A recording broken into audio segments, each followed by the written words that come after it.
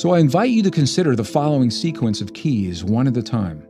Allow each its own merit as a powerful agent of change. Work with it until it makes sense to you. Together, these steps can become your code for changing the world and changing yourself. Key number 1. The divine matrix is the container that holds the universe, the bridge between all things, and the mirror that shows us what we've created. Key number 2. Everything in our world is connected to everything else. Key number 3. To tap the force of the universe itself, we must see ourselves as part of the world rather than separate from the world. Key number 4. Once something is joined, it's always connected, whether or not it remains physically linked. Key number 5. The act of focusing awareness is an act of creation unto itself. Consciousness creates. Key number 6. We already have all of the power we need to create all of the change we choose. Key number 7. The focus of your feelings becomes the reality of your world. Key number 8. To simply say that we choose a new reality is not enough. Key number 9. Feeling is the language that speaks to the divine matrix. Feel as though your goal is accomplished. Your prayer is already answered. Key number 10. Not just any feeling will do. The feelings that create must be without ego and without judgment. Key number 11. The secret to lasting effects in our prayers is to maintain the feeling as if the outcome has already happened. Key number 12. We're not bound by the laws of physics, at least as we know those laws today. Key number 13.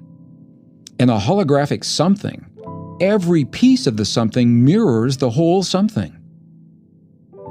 Key number 14. The universally connected hologram of consciousness promises that the instant you create your good wishes and prayers, they are already at their destination and they are already received. Key number 15. Through the hologram of consciousness, a little change in our lives is mirrored everywhere in our world. Key number 16. The minimum number of people required to jumpstart a change in consciousness is expressed in the formula of the square root of 1% of a population. Key number 17. The divine matrix serves as the mirror in our world for the relationships that we create in our beliefs. Key number 18.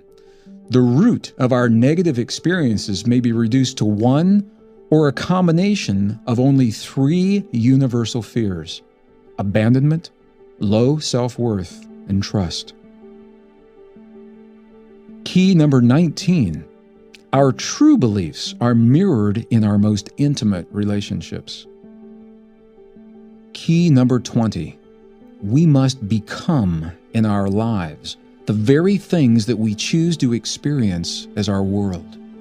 The reminders of our miraculous potential are all around us.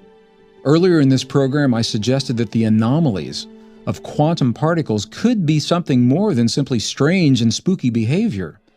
I asked if it's possible that the freedom these particles have to move in time and space is really showing us a freedom that might be possible in our lives as well.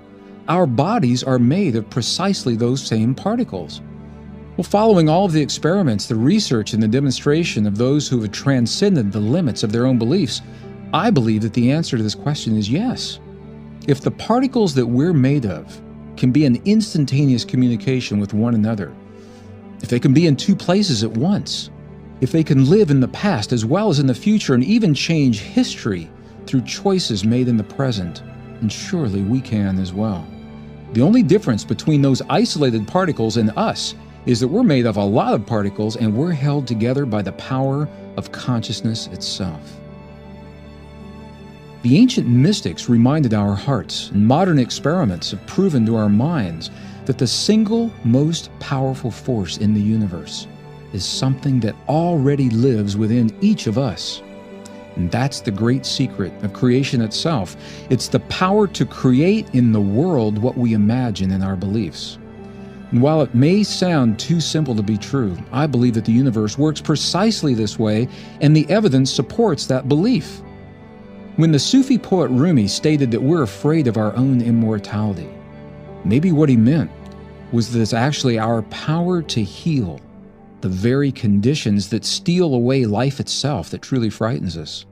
Maybe all we need is a little shift to see that we are the architects of our world and our fate, cosmic artists expressing our inner beliefs on the canvas of the universe itself. If we can remember that we are the art as well as the artist, then maybe we can also remember that we are the seed of the miracle as well as the miracle itself. If we can make that one small shift, then we are already healed in the divine matrix.